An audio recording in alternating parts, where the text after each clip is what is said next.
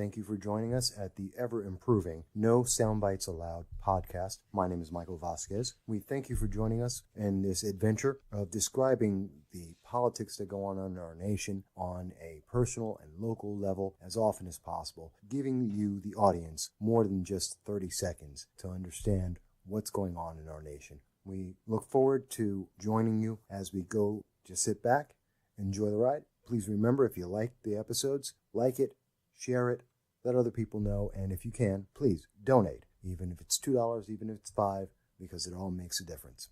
We thank you, and here we go.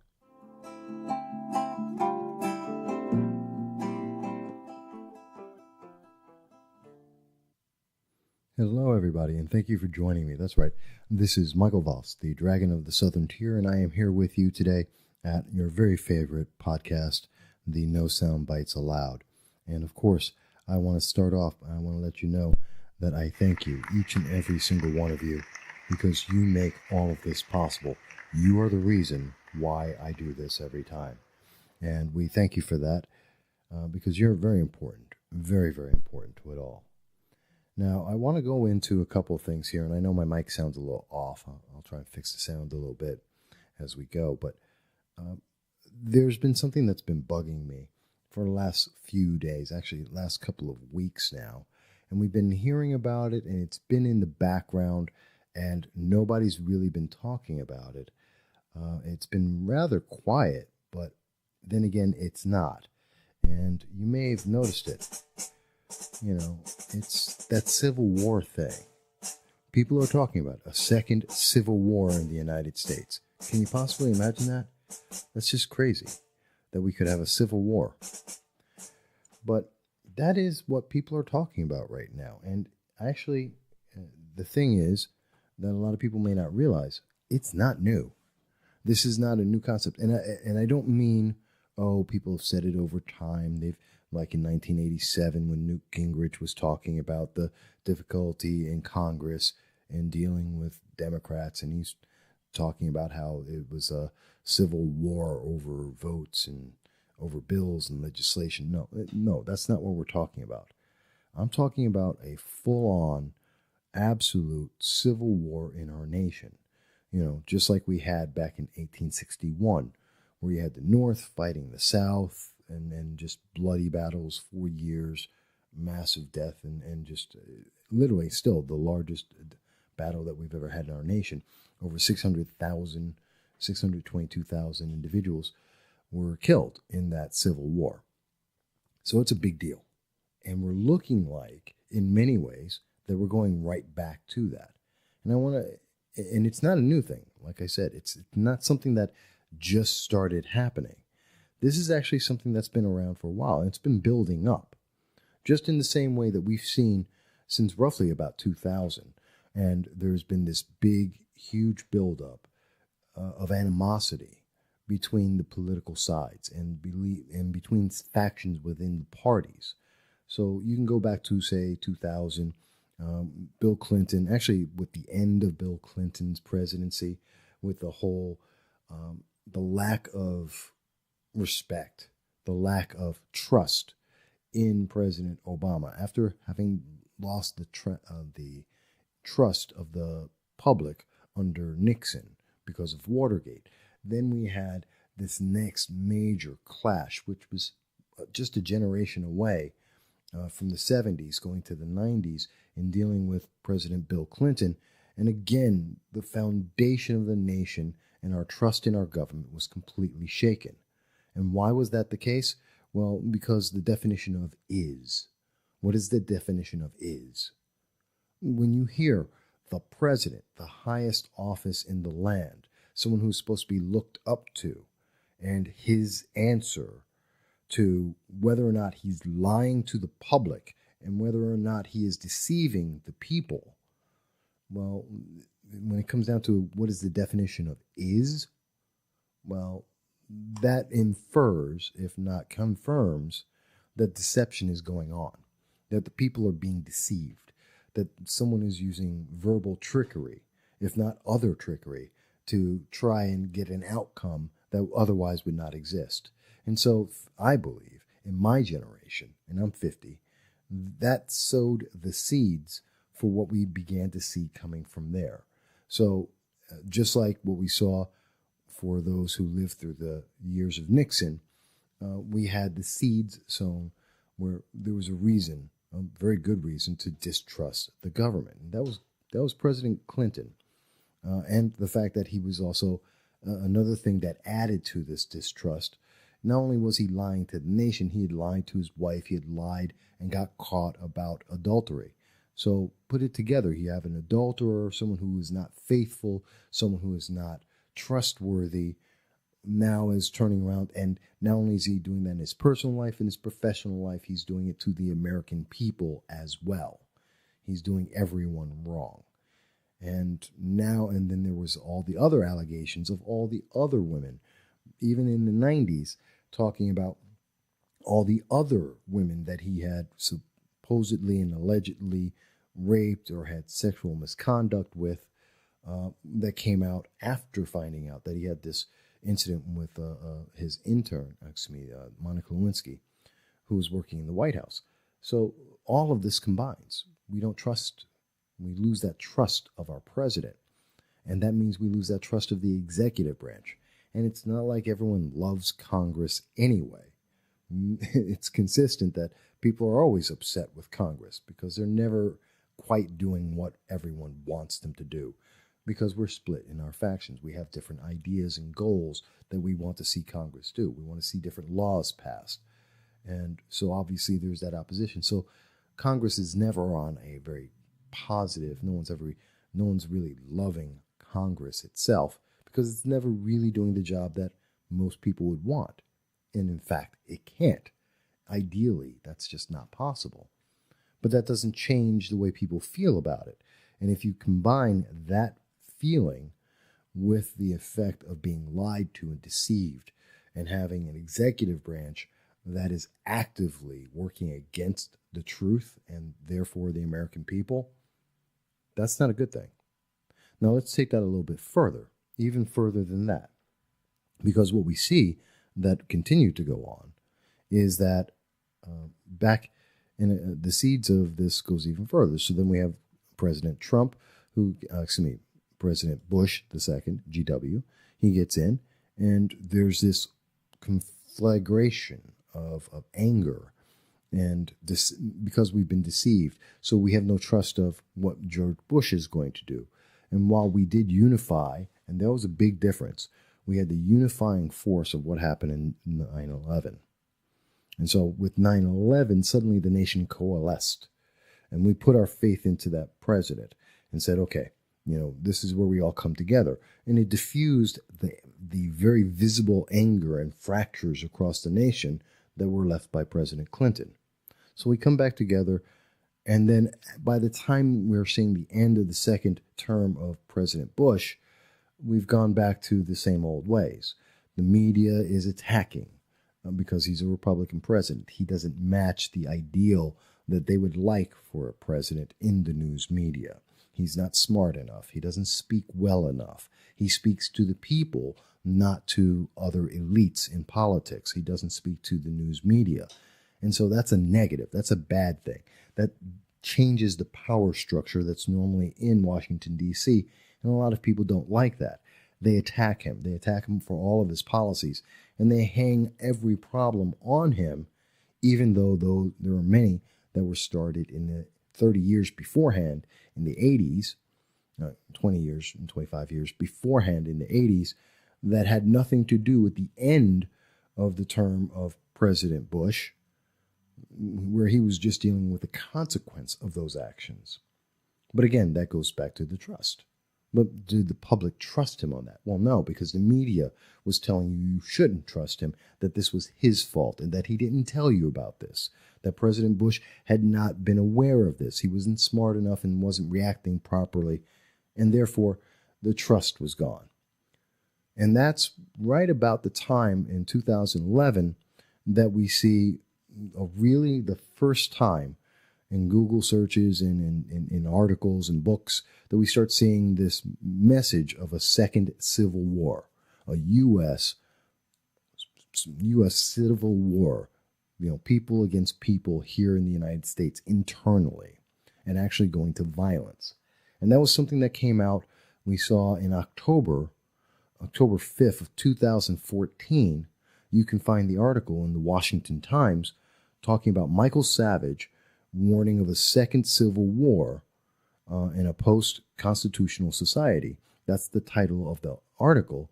And it goes into his discussion about his expectation that there is a civil war that is coming, and that we are very much in a Cold War status at the moment, that there's already battle lines being drawn throughout the nation, separating the progressive ideals versus pretty much everyone else in America and the conservative ideals. And so there's that separation, that division of people. So it's kind of interesting because you never really hear in any other case, you haven't really seen that put forward, that in 2011, suddenly, and Michael Savage is a political commentator, but you start hearing suddenly this thought that it is a realistic option that there may be a civil war. Not like some states have been talking about, New York State seceding, upstate seceding from downstate or New York City, and splitting that apart, and New York City would be its own city and the rest of New York State would be its own state. Well, no, because that's not separating the nation. That's just splitting up the taxes.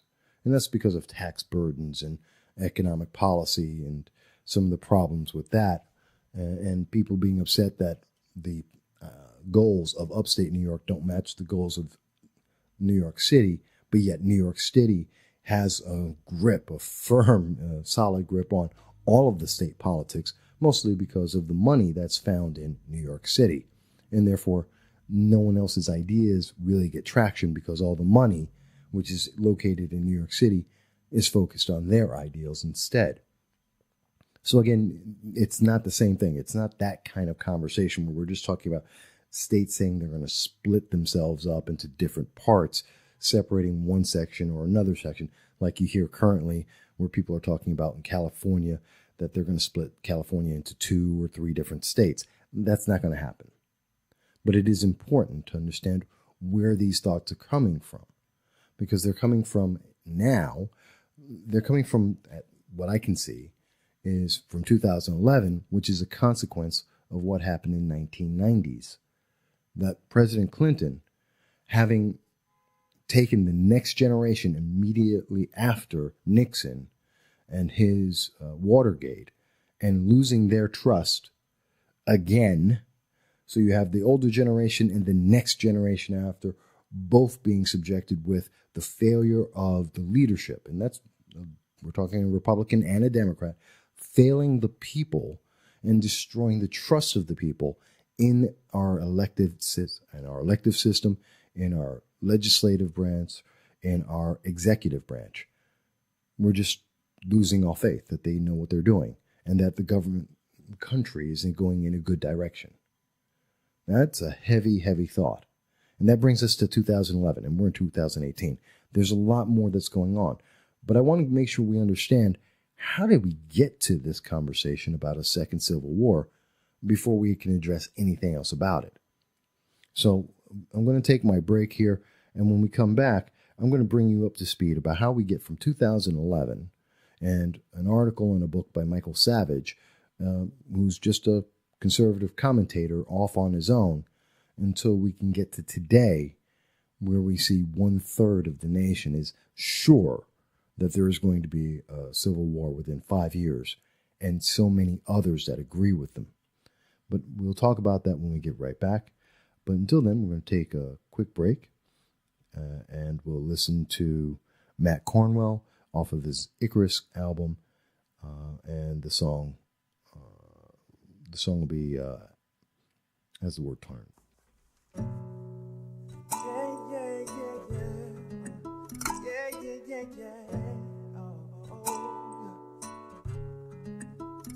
I say, lady, I'm feeling like we ain't got no damn patience. Excuses why we cannot do this face to face. then we cry, wonder why we ain't on the same damn page. If there's one thing I know, it's that this world keeps turning. No one seems concerned. Whoa, that this world keeps turning. One thing I learned, 'cause mama don't sleep at night since the sun done up and died. Ain't no brother's keeper, and no one looking out for the sisters either. And these families ain't no families, and no one giving second chances. I don't understand why. It seems like this world keeps turning. No one seems concerned. Yeah. Lately I'm feeling like you don't seem to be the same way. Excuses, but it's written on your face. And then we fight another night. All this time we've been wasting. No, I don't understand why we could have it all, throw it all away. Just 'cause everything we want don't go our way. Why? Just take a look outside, people losing lives. I'm just trying to say this world is much bigger than you and I. Lady, I'm feeling like we could make this all okay. No excuses, girl, we need to find a way and take our time, do this right before this all fades away. 'Cause if there's one thing I learned, it's that this world keeps turning. If there's one thing I learned, it's that this world keeps turning. No one seems concerned. It's that this world keeps turning. No one seems concerned. It's that this world keeps turning. No one seems concerned.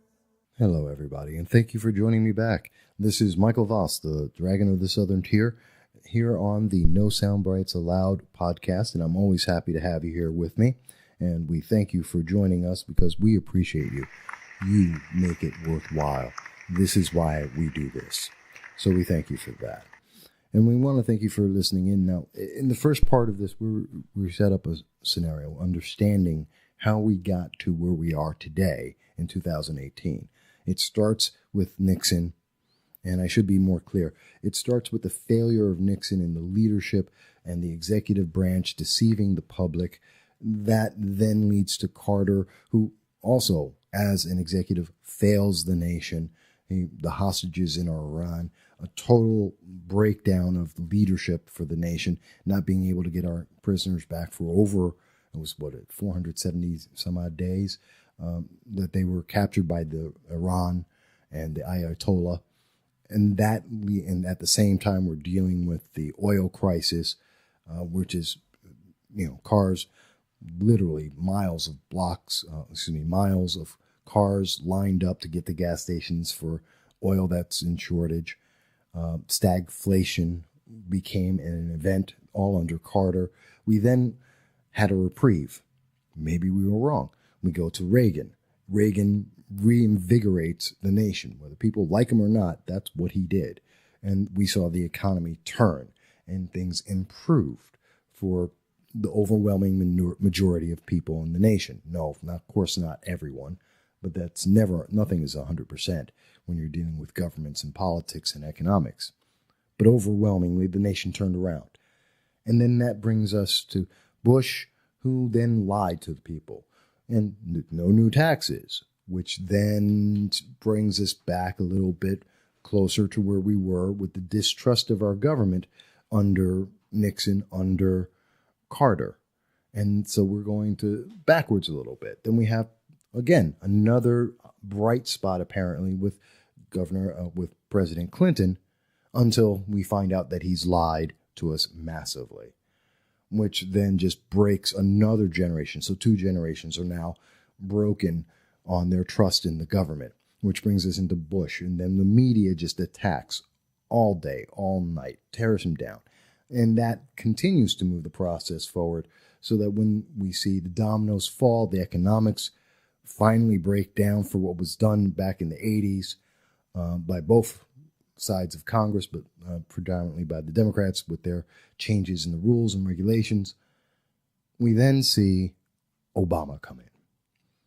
2008, President Obama comes in. He's going to fix everything. He's going to fix the recession. He's going to bring a hope. He's going to bring change. He's going to give Americans a reason to believe in their government once again. That is his message, the message of President Obama. Hope and change and a new belief in our government. But same thing. And then we find out that's not exactly what's happening. He makes all the promises, and then we spend an entire year finding out that he's not going to do any of the things that he said he was going to do. We get Obamacare, which is created by Nancy Pelosi before he got into office. And he blew it up from $50 million to $50 billion to an $850 billion deal. That didn't work. That didn't solve the recession. That didn't help people. So he lied, and it didn't work, and it's bad leadership. But he said, no, don't worry, it's going to be fixed. And he's going to do immigration, except he didn't do it. No, he didn't do it. He told us why he couldn't do it 20 times. And he told us he was going to fix everything else, and cash for clunkers, which made a worse mess of the situation than before he even came up with that idea. That's already been proven. We lost $4 billion because of it. We were looking at all of these different changes, and instead he goes with Obamacare, which was a horrible, messed up idea that since June of 2010, nobody in the nation wanted, and has never been wanted by anyone in the nation in every poll that has been taken, except for 2 polls in the middle of 2012. That's it. So the public has major mistrust, and this leads us to the fact that that mistrust, that dislike, that anger leads us to the article with Mr. Savage. And that was, again, in October of 2014, where we're seeing a culmination of all these different things. And we start seeing, actually, I should go back even further, because it's before 2014, it's 2011. I looked at my notes badly, I apologize. It was actually April of 2011 that we see it was on CNN, where they took on the question of the Civil War and looking at it as in reference to today.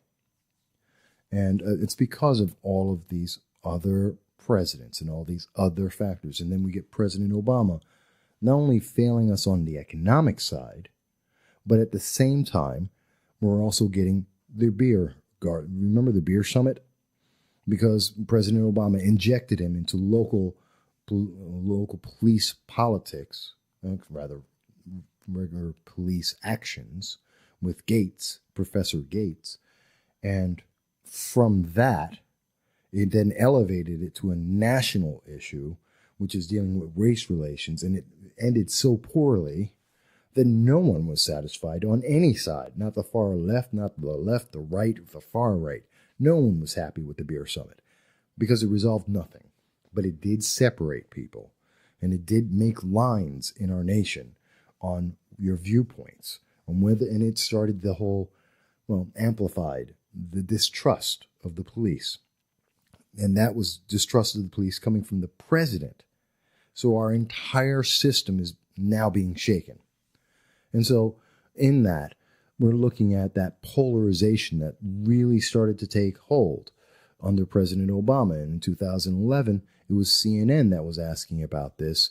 And in that article, which you can see on April 8th, 2011, Civil War Today, you can look it up there, 4 Ways We're Still Fighting the Civil War is the actual title of the article. You'll see that they were talking about how in the political climate of the 1850s, just before the Civil War, they were contemporary political rhetoric, and I'm going to quote the article here. Contemporary political rhetoric is filled with similar rhetoric as of today, and opponents aren't just wrong, they're sinners. That's what they were saying. That's in 2011. And think about it. And that was by David Goldfield, who was the author of America Aflame, is the one who actually made that statement. That you weren't just wrong in 1850s. You were a sinner. It was evil. The other side was beyond wrong. So you have a government, putting it back into going back to 2011, we have a government that at the time is doing everything to make us not trusted.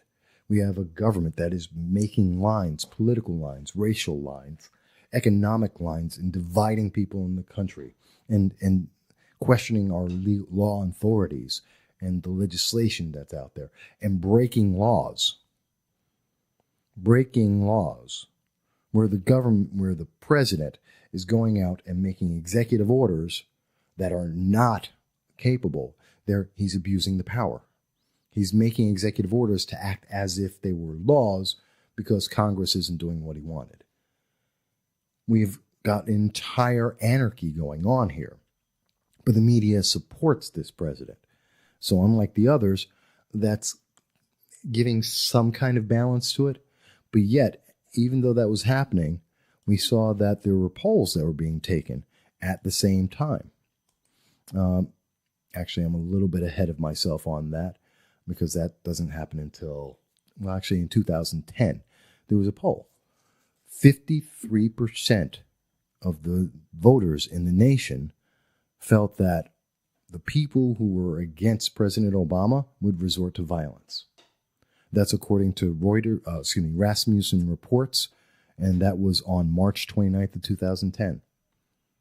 So that was right after we saw that the Obama stimulus had failed. That's right at about the same time that we had the final guidelines on what Obamacare would be. We found out that there was not going to be an immigration reform. We found out that we had the beer summit with Professor Gates, and that had failed. And we had divisions across the nation. That's the problem. That's what we were seeing at that time.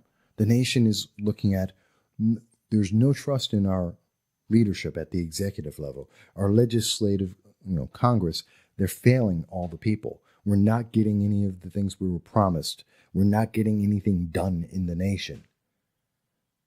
And the nation starts to worry that, hey, we may not be able to survive this. There may be violence coming to this.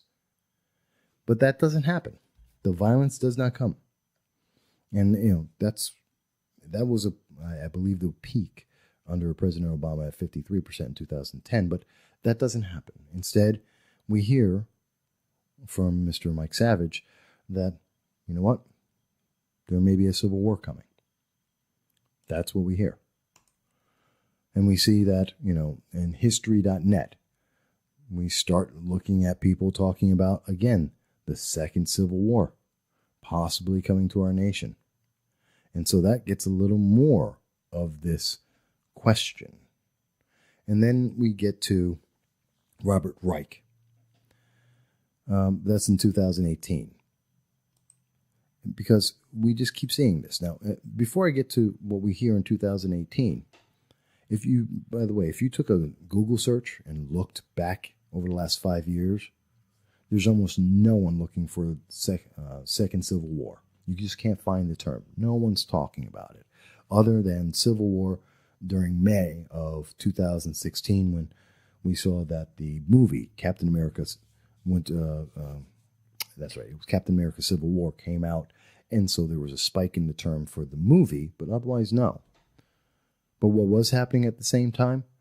Well, we saw that a bunch of millennials started getting taught and started believing in every economic system out there except for capitalism.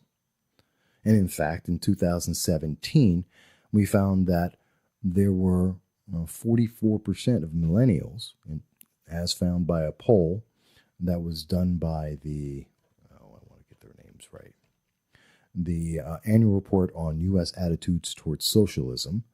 And I will have that, and that's from the Victims of Communism Memorial Foundation. And all the links will be included for all of this. But we see that the youth, 44% of them are looking forward to and believe in socialism versus 42% that believe in capitalism. But another 14% believe in fascism and communism as the best forms of government. That's how strongly our nation's lines are being divided. Not just on left and right, but we're talking to the extremes where communism is suddenly an option for people, where we're seeing that socialism is considered an option for people. And Bernie Sanders comes out and he pushes in that idea that socialism is cool. It's a great idea. Che Guevara, we see kids running around with their t-shirts with Che on it, not understanding he's a mass murderer like Mao, like Stalin. And they believe this because they're looking for leadership, solid, consistent leadership, and we're not getting it. And we're seeing that the lines between left and right, and even within the left and the right, even further. Yes, you have the Tea Party on one side, which is nonviolent. There was never a recorded arrest of violence at a Tea Party event, ever. But what you do see is on the left-hand side, though, lots of violence. Antifa, Occupy Wall Street, Citizen Action, groups like that. They're going off the deep end.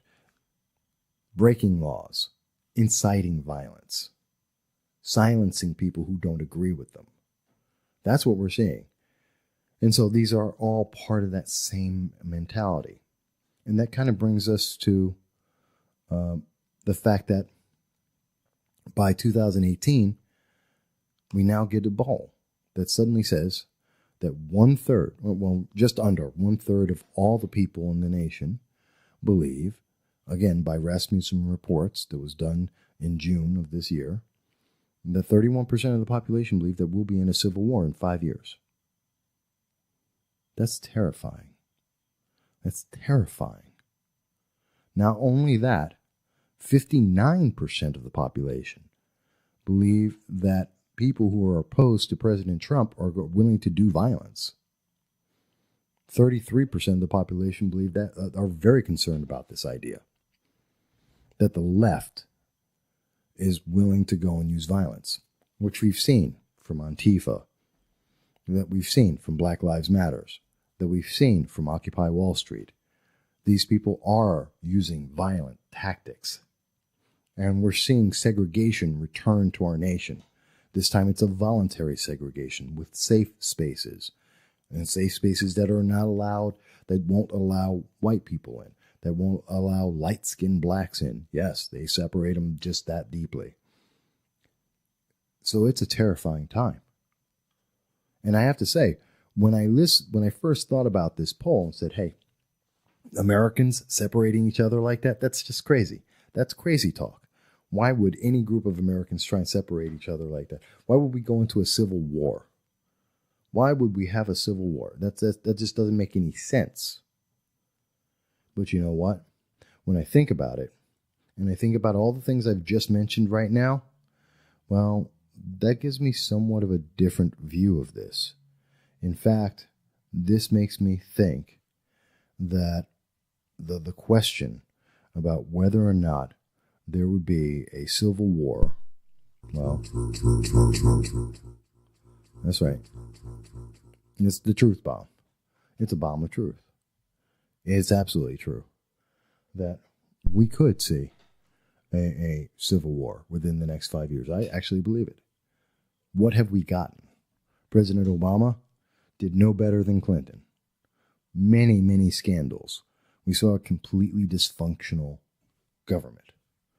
We had the IRS scandals. We had the scandals with the VA. We had failures in the government for Obamacare. We had so badly that the law can't even be fully implemented. Regardless of the Republicans, the Democrats never fully implemented it. We had the fact that we couldn't even change immigration law. We had to do executive orders, which were illegal. We had so many things going wrong, and a president who was dividing us, taking sides on local issues based on race and separating people. Separating people. That's not right. That's not what our government's supposed to be about. That's not what our executive branch and our leader, the president, is supposed to be doing. And at the same time, we have a Congress that is essentially ineffective. It doesn't matter whether it was Democrats in charge or Republicans in charge. They both failed. They weren't doing things. That's not what the people felt like. They were having lots and lots of trials and meetings and hearings, fighting amongst themselves on political issues, but we weren't seeing laws getting passed that were meaningful. We had been promised for 20 years, 30 years that our taxes would be lowered. Never happened. We were told 20, 30 years that we'd be competitive with other nations in the world. Never happened. We said we'd be more secure. Remember, ISIS was running rampant at the end of George Bush's term and all throughout the time with President Obama. Really? This isn't something that instills confidence. And then you let those divisions get building and building, and you're getting more and more people who are saying, well, that you can't talk to the other side. You can't negotiate. That doing things in any way that isn't exactly what people are expecting, what the elites are expecting, well, that kind of leads you to a very scary place. That scary place, that's where we are now. A place where we're seeing Americans are calling other Americans Nazis. You're a Nazi. You're a Nazi if you don't have if you don't show the same compassion. Not that you don't have it. You don't show the compassion that I have for the kids down in the illegal alien children at the border. Really? You're a Nazi if you don't believe in the things that the news media is saying you should be believing in. That if you don't have the right feelings for these things, well, then you're inhumane. You're not a person. If you voted for President Trump, regardless of what your reason may be, you as an individual may have a reason for voting for Trump, which could be a whole host of reasons. But there are Americans who are calling you a Nazi because you made a choice. Your choice. Your right. You exercise your right to vote, and you voted for someone that wasn't what they wanted. And that means you're a Nazi. These are terrifying times. These are terrifying thoughts. And I want you to think about that for a moment, and then I'll come right back and conclude with our final segment.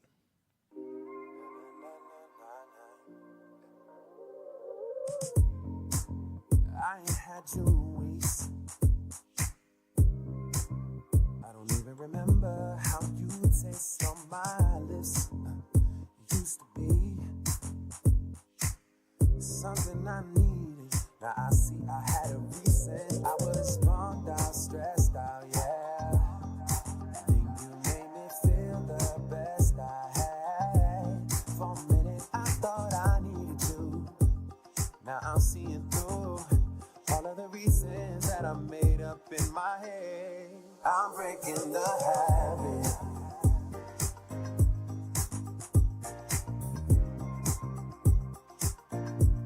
I'm breaking the habit.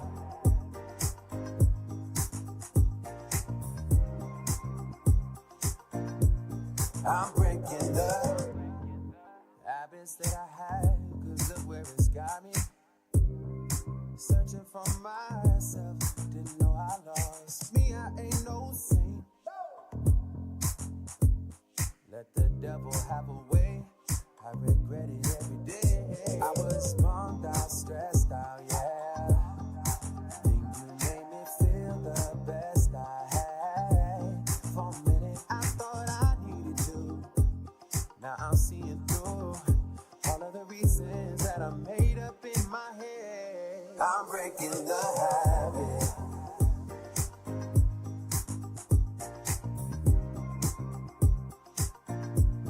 I'm breaking the habit.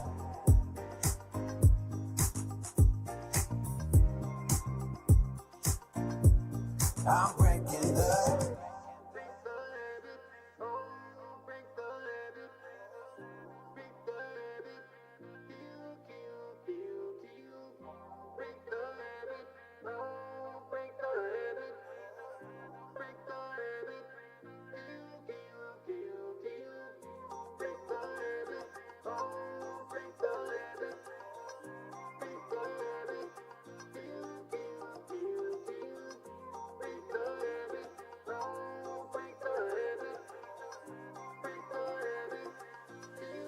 I'm breaking the habit.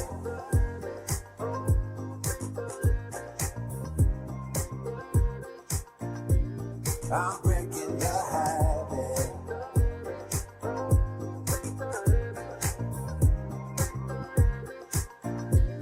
I'm breaking the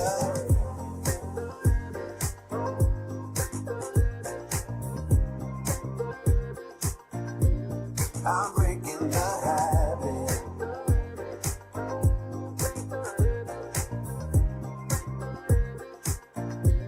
I'm breaking the Hello, everybody, and thank you for joining us back at the No Soundbites Allowed podcast.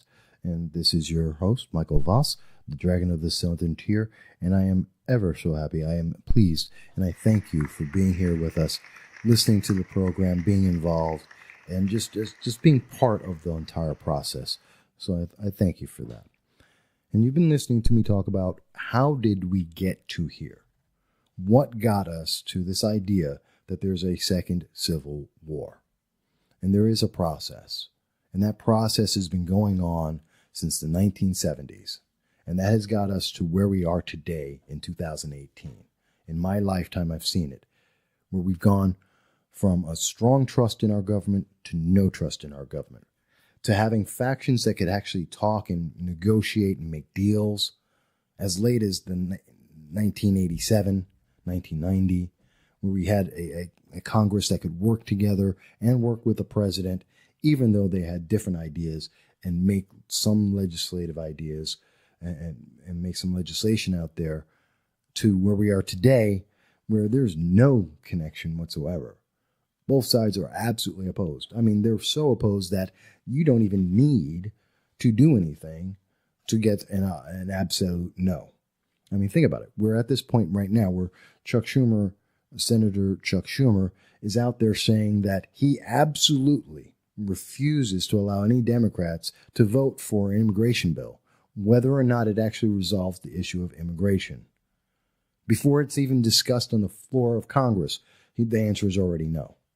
We have Democrats right now, because Supreme Court Justice Kennedy is leaving the court, we already have the answer that no matter who is picked by President Trump and brought before the Senate, the answer is that Democrats want to refuse them, that they are going to try and fight against it and to try and prevent this from happening.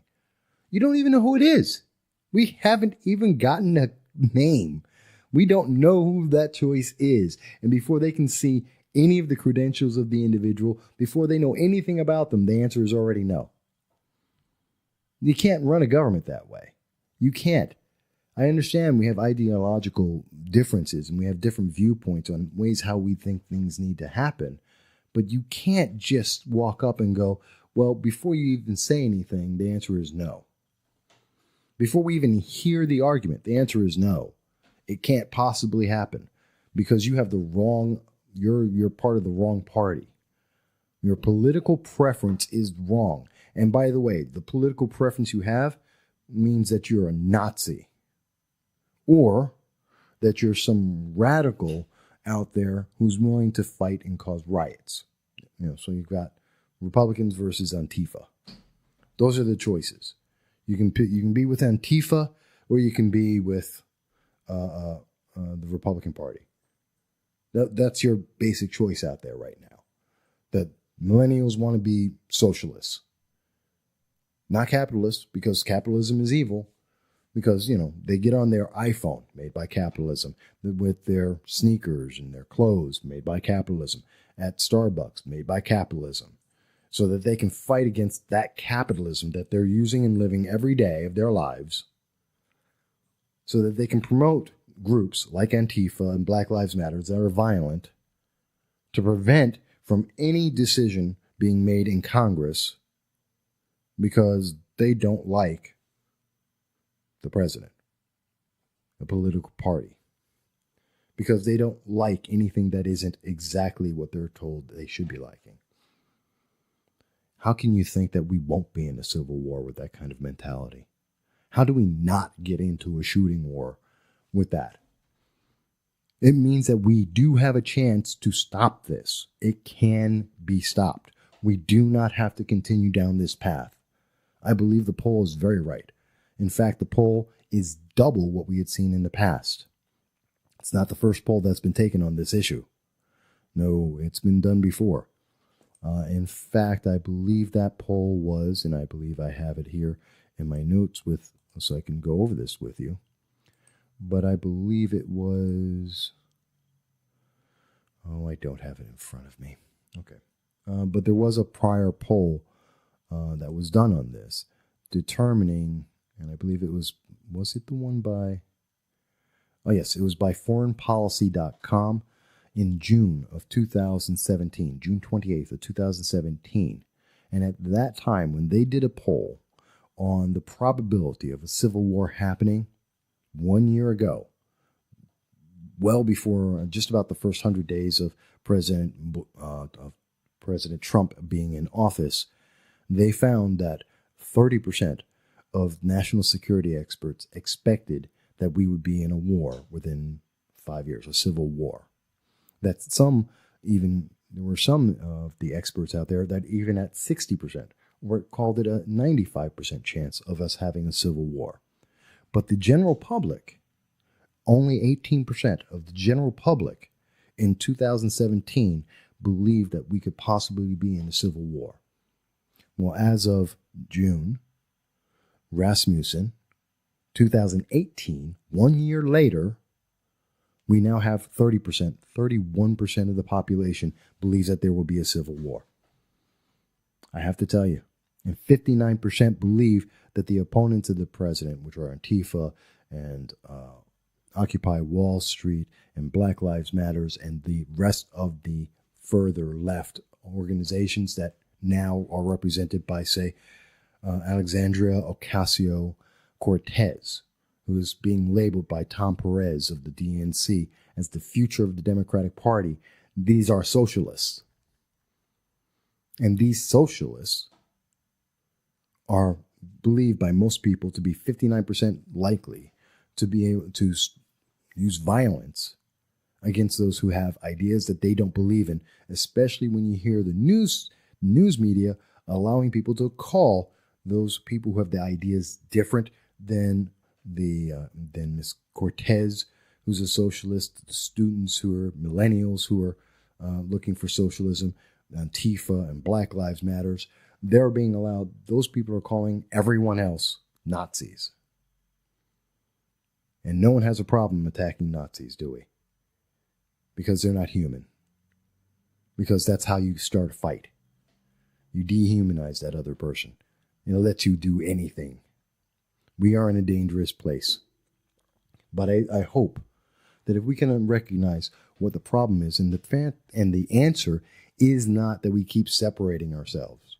The answer is not to say that President Trump is the most evil person on earth, because he is not. Not because I voted for him or I think he's a great guy. I don't think he's a great guy. It has nothing to do with it. He's just not that evil. No one is. That's just a label. He's not a Nazi. He hasn't done anything that ever has given anyone in over 30 years before he ever ran for an office. No one ever thought he was a Nazi. We still don't. Does that make him a great guy? No. Then again, most of the presidents aren't great people. You know, I don't think Clinton's a great person. How many sexual assaults does he have on his record that have been alleged against him, I should say? I don't think he was a great person. I don't think President Obama was a great person. But that doesn't mean that we have to demonize each other. And if we don't stop demonizing each other just because we have different ideas, if we can't have conversations and not prejudge before anyone says another word that they're absolutely wrong because they have to be evil. And so that you can't even, before there's a conversation on the floor of Congress, the immigration bill is dead. Even before a Supreme Court justice has been picked, their choices they're dead. We need to have a conversation. We need to talk. We need to compromise. We need to be able to have a conversation without losing our minds and then make decisions from there.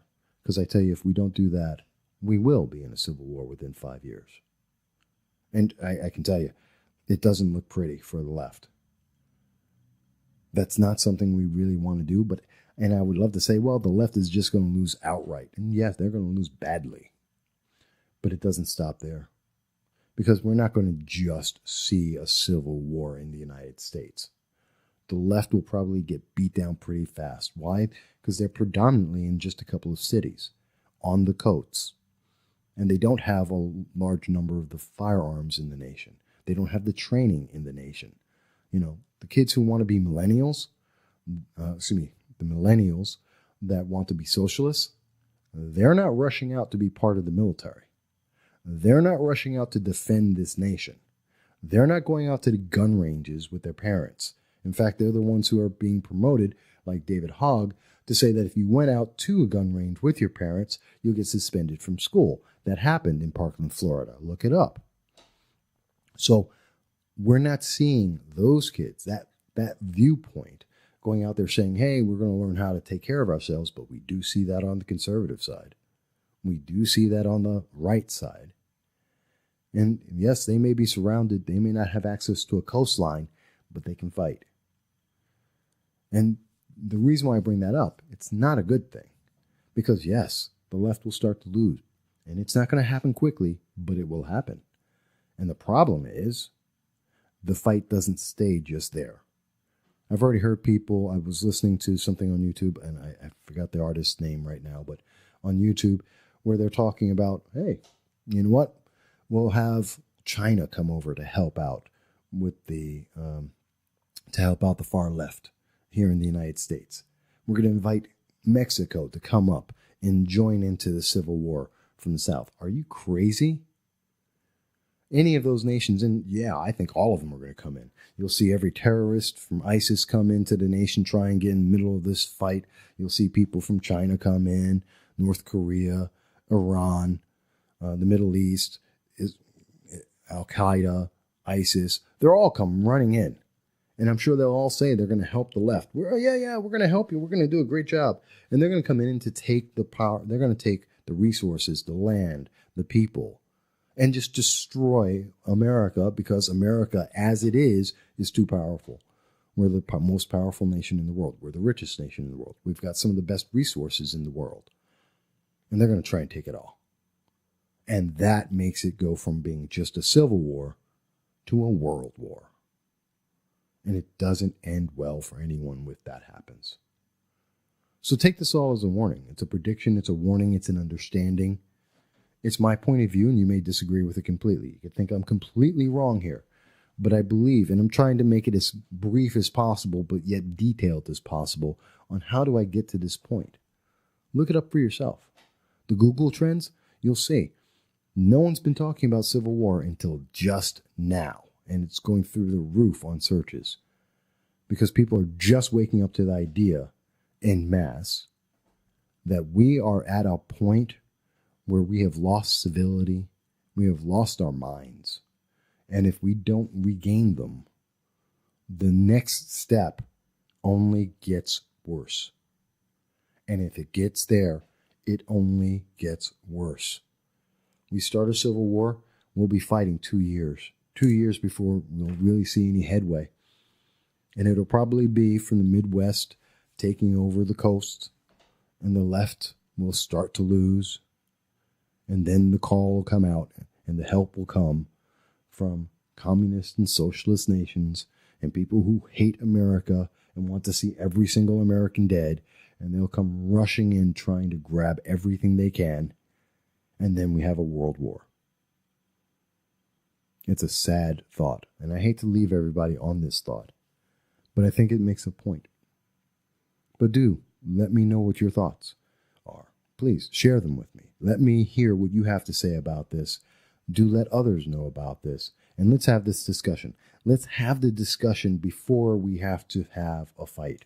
Let's have a discussion and try and find a common ground before there is no common ground to be had.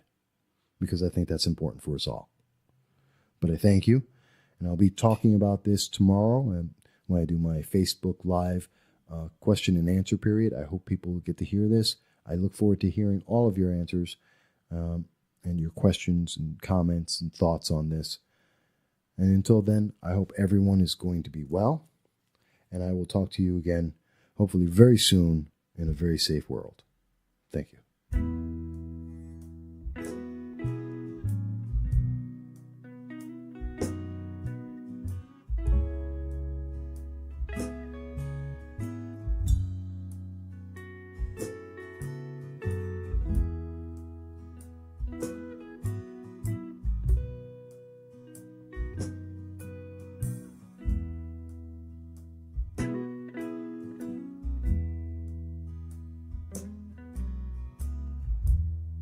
I bring the matches, you bring the gasoline. Let's do it right, oh let's make a scene. There's no survivors, no survivors on this road we're on.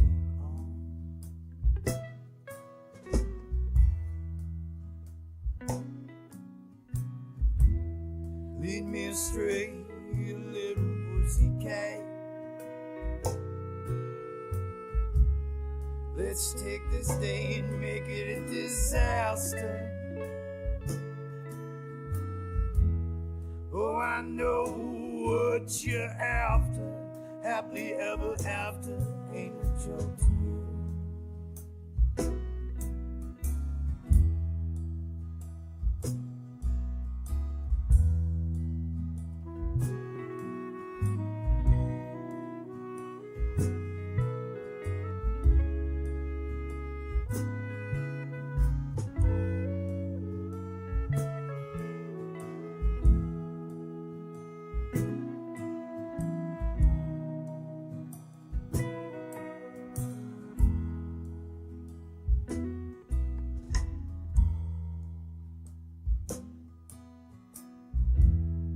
Still the hand, won the night. Yes, Lord, will you please spare this life? He said no. There's no survivors on this road.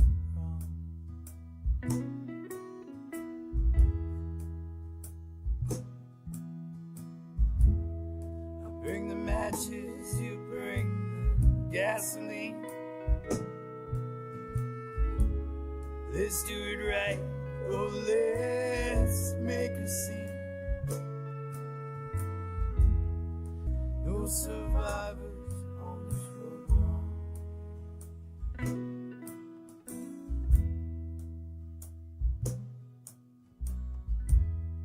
There's no survivors, no survivors.